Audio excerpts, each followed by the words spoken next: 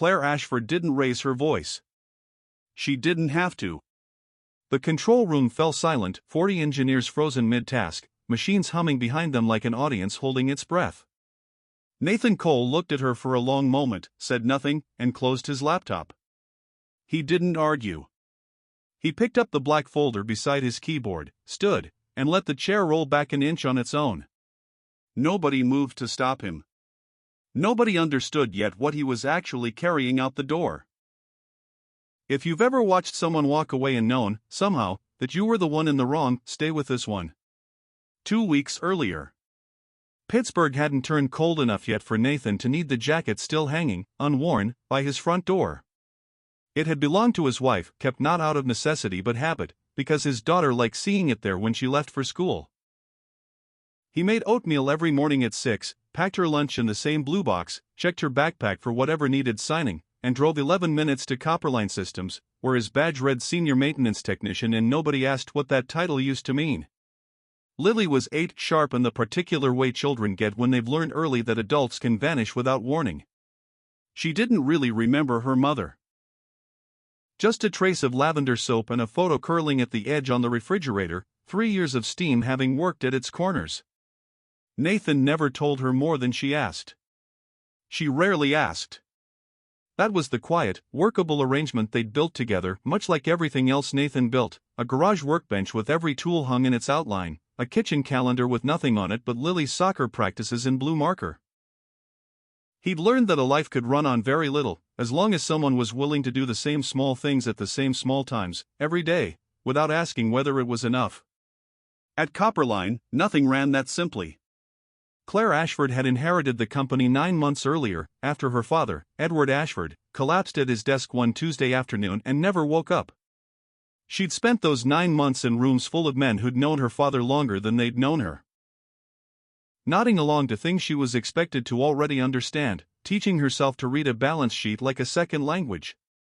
Now Blackstone Meridian Holdings wanted to acquire Copperline's Control Systems division, and the offer came with a deadline: full migration of the plant's safety architecture in 10 days, verified and signed off before the buyer's technical team arrived. That number, 10, had followed Claire through 3 nights of sleep that never quite came. 2 board members had already suggested, gently, in the kind of careful language that means something far less gentle, that the company might need someone more experienced steering a deal this size. Claire had smiled through both conversations, then gone home and sat in her car in the driveway for 11 minutes before going inside, not crying, just sitting, listening to the engine tick as it cooled. She'd grown up watching her father run this company on instinct and stubbornness in equal measure, and had assumed some version of that instinct would simply arrive with the title. It hadn't. She was starting to suspect it didn't work that way. Marcus Ellery, Copperline's chief operating officer, had built the acquisition timeline himself. He walked Claire through it in a conference room with a river view, tapping a laser pointer at slides promising efficiency and a future the company couldn't otherwise afford. He'd known her father for 22 years and said her name the way people say the names of children they used to babysit, familiar, faintly condescending. Claire let it slide, because it was easier than fighting a tone nobody else in the room seemed to notice. What wasn't on any slide? A clause in Marcus's own contract, negotiated quietly 8 months earlier through a lawyer who didn't share an office with Copperline's counsel, that triggered a payout and a board seat at Blackstone Meridian the day the deal closed on schedule. Nathan had read the migration plan twice before saying a word. Then he walked into Marcus's office and told him, without heat, that 10 days wasn't enough time to properly test the safety interlock system controlling pressure valves across the entire east wing. Marcus told him the schedule wasn't up for discussion. Nathan said it would be, eventually, one way or another, and left before the conversation could turn into something neither of them could take back. That was the first time Claire really looked at him. Not the uniform, not the badge clipped crooked to his shirt pocket, but the man underneath, standing in a doorway, refusing to be moved by a title that outranked his own by 3 levels. She asked Marcus about him afterward, in the elevator. He waved a hand. Cole's been here longer than the carpet. Good with valves. Not much for the bigger picture. Claire filed it away, the way she'd learned to file away most things Marcus told her, without quite believing it. The meeting. It was supposed to be routine. A status review crowded into the control room because the main conference room was booked for the buyer's attorneys. Marcus presented the accelerated timeline as already settled. Nathan, arms crossed near the back, said it wasn't safe. Marcus said safety wasn't his department's concern this quarter. Someone near the front laughed nervously and stopped. Claire hadn't planned to say anything. She'd spent the morning on the phone with Blackstone Meridian's counsel, listening to a patient explanation of the penalties for any delay, and by now the deadline felt less like a number and more like a hand at her throat. When Nathan repeated, calmly, that he wouldn't certify a system he hadn't properly tested, something in her snapped loose, something that had nothing to do with him and everything to do with the last 9 months. Follow orders, or you can walk. She watched something shift behind his eyes, not anger, something closer to disappointment, and almost took it back. Almost. Then Marcus murmured, just for her, we don't have time for hurt feelings, Claire. And she let the moment pass instead of correcting it, a choice she would think about longer than almost any other decision that month. Nathan closed his laptop, picked up his folder, and walked out. No slammed door, no raised voice.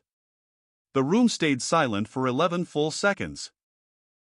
Which felt, to everyone in it, considerably longer. What almost no one there knew except the woman standing very still near the door with an armful of folders was that Nathan had written the original interlock code himself, 17 years earlier, across a drafting table from a much younger, much less certain man named Edward Ashford, who had hired him straight out of a training program and never once, in 17 years, told his daughter the name of the engineer who'd designed half the system she now owned. Renata Voss, Copperline's HR director, had watched Nathan's jaw tighten at the sound of Edward's name in his own mouth. An accident of frustration, not confession, and watched Claire's expression change too, the way a face changes when a fact rearranges everything a person thought they understood. It had slipped out sideways, defending the code instead of himself. I built that interlock system with your father, back when this building still had a coal furnace in the basement. He looked like he wished he hadn't said it. He didn't elaborate. He didn't need to. Edward Ashford had been dead 9 months, and hearing his name spoken with that kind of familiarity hit Claire somewhere she hadn't guarded. Renata set her folders down very carefully, the way someone does when their hands have started to shake and they don't want it noticed. In a locked drawer in her office sat a document, 14 years old, bearing Edward's signature and a confidentiality clause wound tighter than anything else in the building. She'd read it exactly once, the week she was hired, and never again, because she'd promised she wouldn't need to. Claire asked Nathan to repeat what he'd said. He didn't. He picked his folder back up, told her the interlock needed at least 9 more days of testing, and left before Marcus could turn the meeting into a referendum on his attitude. Later, in the empty hallway, Claire found Renata still there. Do you know something about him? Renata held her gaze a beat too long. I know he's not who Marcus thinks he is. Then she excused herself before Claire could ask what that meant. The squeeze. That evening, in an office 3 floors above Marcus's laser pointer and revised slides, Marcus Ellery closed his door and made a call that would never appear on any Copperline phone log. Blackstone Meridian's lead negotiator picked up on the second ring. Marcus confirmed the 10-day timeline was holding, confirmed his own executive placement was still contingent on it, and hung up before either man said anything that could later be quoted back in a deposition neither of them yet imagined would exist. He didn't mention Nathan Cole by name. He'd already decided the man was a problem he'd handle without anyone's permission, least of all Claire's. The next morning, a memo landed in Nathan's inbox, signed by Marcus. The testing window cut to 5 days, all safety sign-offs now routed directly through Marcus's office instead of the standard chain that predated both of them. Nathan read it twice at his kitchen table while Lily ate cereal across from him, humming a cartoon tune, feet swinging under a chair that didn't reach the floor yet. He said nothing to her about it, he never brought work home if he could help it.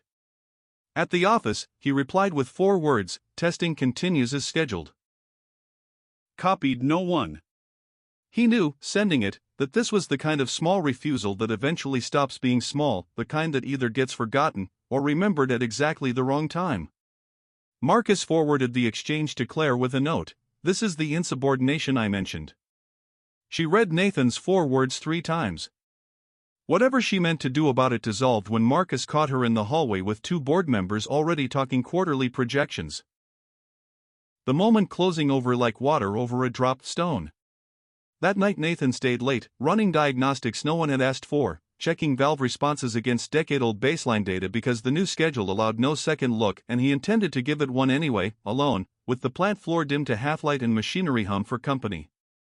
Claire stayed late too, 2 floors up, staring at a spreadsheet Marcus had built to justify the accelerated timeline.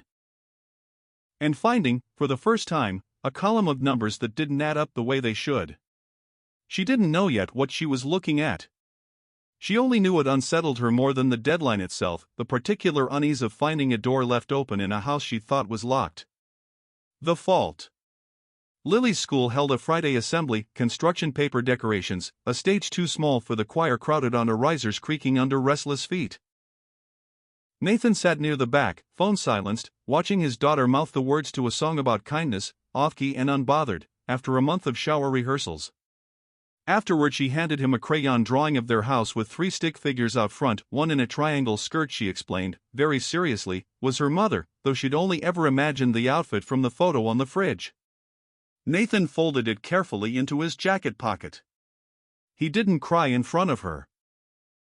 He waited until she'd fallen asleep in the back seat, streetlights sliding orange across her face, and let himself feel the whole week for about 90 seconds before putting it away again, folded small enough to carry without anyone noticing the weight. Back at Copperline, Claire quietly asked a finance analyst to pull the full Blackstone Meridian contract package, not the summary Marcus had circulated. The analyst hesitated, glancing toward Marcus's office as if it could hear through 2 floors. Claire didn't ask why. She already suspected the answer. The following Tuesday, running an unauthorized pressure test at the east wing panel, Nathan found a fault in the secondary shutoff valve. The accelerated schedule would have missed entirely, a hairline stress fracture in a housing seal, the kind of flaw that sits quiet for months until it isn't small anymore. 18 months of rated life left under normal load, considerably less under Marcus's new schedule. He documented it, photographed it from 3 angles, and filed the report through the standard safety channel instead of Marcus's office, exactly as the old protocol required, and exactly as the new memo forbade. Claire got a copy, because the old protocol still defaulted to her and nobody had thought to change that yet. She read it standing in her kitchen at 11 at night, coffee gone cold, the report's clinical language doing nothing to soften what it described. She finally understood what those 4 words had meant. Testing continues as scheduled. He hadn't been defying her. He'd been protecting something she hadn't known was at risk, something with her father's fingerprints all over it, whether she recognized them yet or not. She thought about walking the report down to Marcus's office herself the next morning. She thought about a lot of things that week she never got around to doing, and lay awake longer than usual, wondering when that had become a habit. Marcus heard about the fault report before Claire finished her coffee. He called it a stunt over breakfast with 2 board members, framing Nathan as a disgruntled technician settling some nameless grudge on the company's dime. By the time Claire reached the office, the story had already taken a shape she hadn't chosen and couldn't easily undo. She pulled Nathan into a private meeting that afternoon, the 2 of them alone for the first time since the control room, door closed against a floor of people pretending not to watch through the glass. She asked plainly if the fault was real. Yes. Could it wait 9 more days? No. Not safely.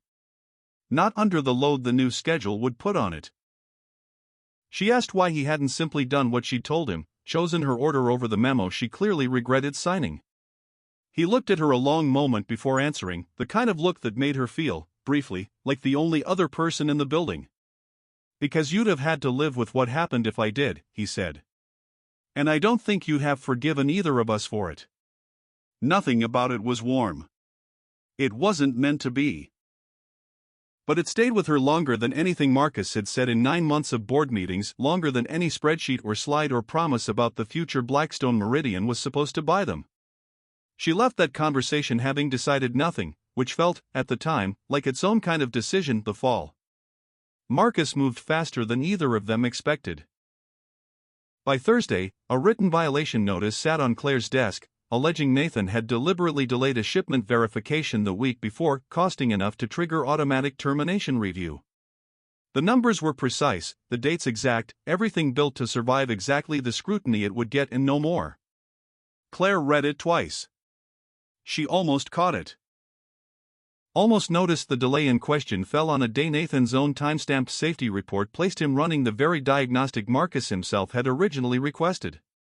But the board meeting was in 20 minutes, and Marcus was already in her doorway insisting the Blackstone Meridian vote depended on showing the buyer's team that Copperline could enforce its own standards, that hesitation now would read as weakness. She signed the termination that afternoon, pen moving faster than her judgment, refusing to look directly at what she was doing, the way a person avoids staring into something too bright. Word beat Nathan to the office. Half the floor already knew by the time he arrived, watching from behind monitors, conversations dying as he passed.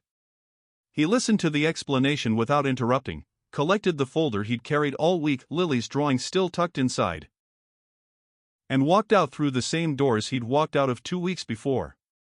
Except this time nobody expected him back, and the silence following him out was heavier than the first time. Claire watched from the glass-walled office above, Marcus's favorite view, and said nothing to stop him. She told herself it was out of her hands, that the process had simply run its course. She didn't quite believe it, and stood at the window longer than the moment required, watching until his truck cleared the gate. The folder. Renata had joined Copperline 14 years earlier as a junior personnel coordinator, hired by Edward Ashford himself in an 11-minute interview that consisted mostly of him asking whether she could keep a secret without needing to know why. She'd said yes, mostly because she needed the job. And spent 14 years discovering he'd meant it literally. The folder he'd handed her that first month was meant to sit in a locked drawer indefinitely, unopened, unmentioned. A small locked weight she'd carried through every reorganization the company went through without him. That evening, her phone rang. A law firm in Philadelphia she recognized instantly. She'd spoken to them exactly once, 14 years earlier, when Edward had them draw up a trust she'd been asked to safeguard and never mention again. The attorney explained that Copperline's merger due diligence required full disclosure of any shareholder holding more than 10% equity, and that Blackstone Meridian's own legal team had just triggered that requirement while combing corporate records nobody at Copperline had thought to check first. Renata sat very still after hanging up. The confidentiality clause she'd guarded for 14 years held, buried in its final paragraph, a single exception: it dissolved automatically the moment a material transaction required disclosure of the trust's beneficiary. That moment, according to the attorney, had already arrived 2 days too late for the man it concerned most. She barely slept, running the timeline backward, wondering what 14 years of silence might have cost someone. In the morning she asked Claire for 15 minutes, closed the door, and set the folder on the desk. Claire opened it expecting something about Marcus's spreadsheet. Instead she found her father's signature, a trust agreement dated the year she graduated, and a name she'd watched walk out of the building the day before.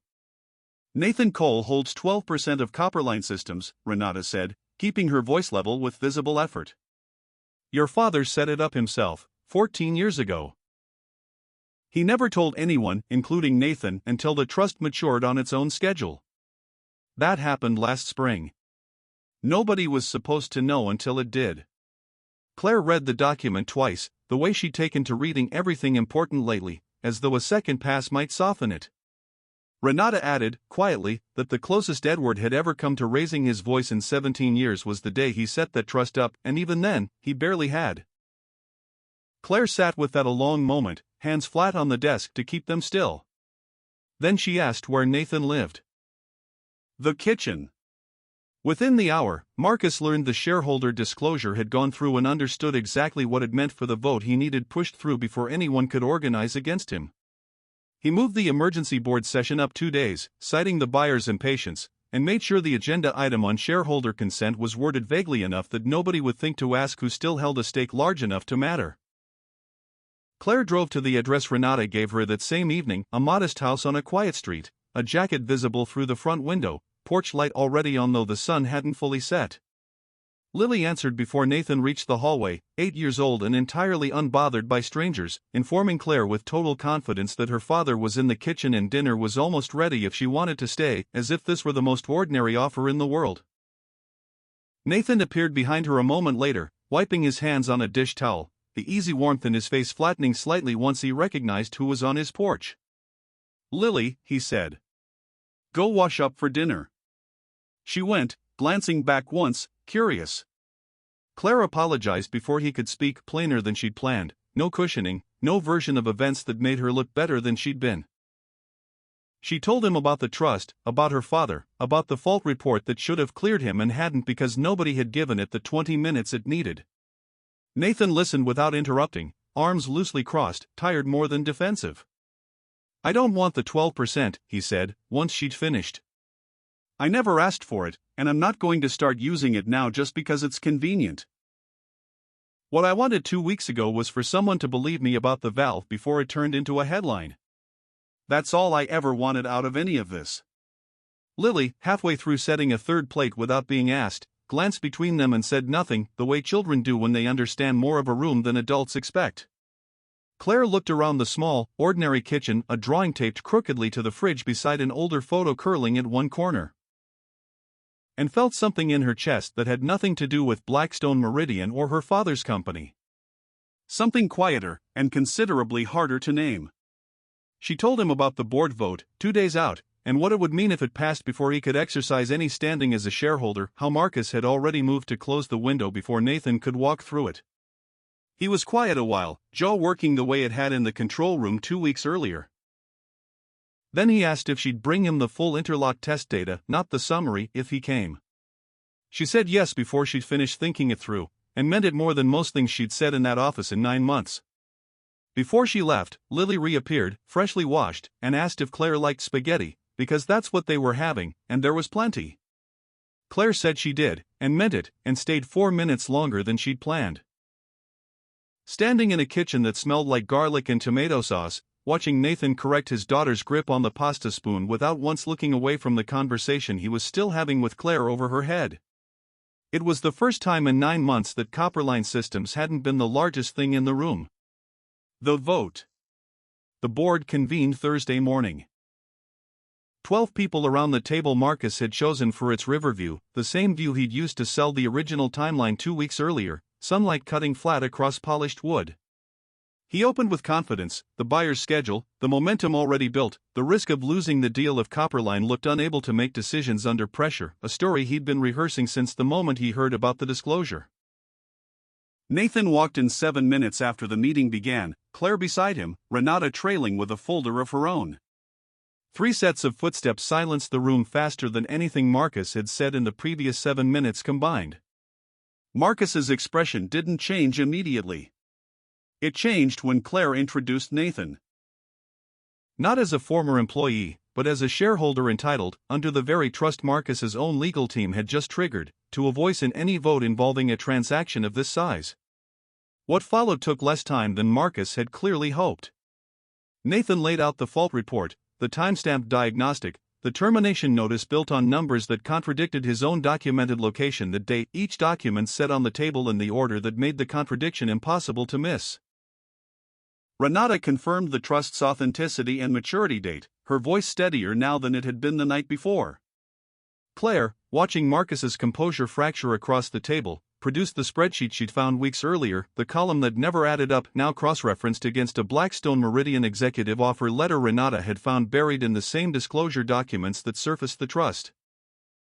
Marcus's name, a start date contingent on the deal closing, worded so plainly nobody could later call it ambiguous. Marcus tried, briefly, to talk his way through it, calling the offer letter routine, the fault report a misunderstanding blown out of proportion by people who didn't understand engineering timelines. He reminded the board twice how close they were to losing the deal entirely, how a delay now would read as instability to an already nervous buyer, how none of it would matter in 6 months if Blackstone Meridian walked because Copperline couldn't manage a boardroom disagreement without falling apart. For a moment, watching 2 younger board members exchange a glance, he seemed to think it might still work. It didn't. Nobody at the table believed him by the time he finished the sentence. One of the older board members, who'd served alongside Edward Ashford for over a decade and remembered exactly what kind of company he'd meant to build, asked flatly whether he intended to keep talking or let the room vote. The board voted 9-3 to suspend him pending full review. Security walked him out through the same doors Nathan had walked through twice already. At the door, he turned back long enough to tell Claire she'd regret choosing a maintenance technician over the deal that would have saved the company's future, his voice trailing down the hallway as the door swung shut. Nobody answered him. It closed the rest of the way on its own weight, and the room exhaled all at once, the way a room does after holding something too long. The weeks that followed moved slower than the two before them. The particular slowness of recovery after a crisis resolves and the adrenaline has nowhere left to go. Marcus's severance and departure were handled quietly through legal channels, no headline, the kind of ending that matters enormously to the people inside it and barely registers anywhere else. The Blackstone Meridian deal was renegotiated on a longer, safer timeline.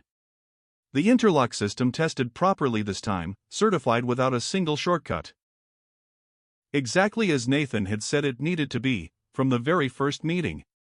Claire offered him his position back within the week, not the old one, but a new one, Director of Systems Integrity, with a salary and an office that finally matched what he'd actually been doing under a smaller title for longer than anyone at Copperline had bothered to ask about. He accepted on one condition: Lily's school pickup stayed non-negotiable, 3:15 every day, no exceptions for board meetings, buyer visits, or anything else the job might eventually ask of him. Claire agreed without needing to think about it, and meant that too. She stood in front of the full staff 2 days later and said, without hedging, that she'd been wrong. That the fault report had been real, and the man she'd told to follow orders or walk had been the only person in that room actually protecting the company from a mistake that could have cost far more than a deadline. Nathan stood near the back, arms crossed the same way they'd been the day it started, and said nothing. But something in his face had changed, something less braced, something closer to the way he looked at Lily across the kitchen table on ordinary mornings. Months passed the way they do when nobody's watching for the exact moment things shift. Nathan and Claire kept finding themselves in the same rooms, technical reviews, mostly, occasionally an unplanned lunch that stretched longer than either expected, conversations wandering from valves and schedules into territory neither of them named out loud. Lily started casually asking whether Claire would be at dinner on Fridays, and Nathan stopped correcting her.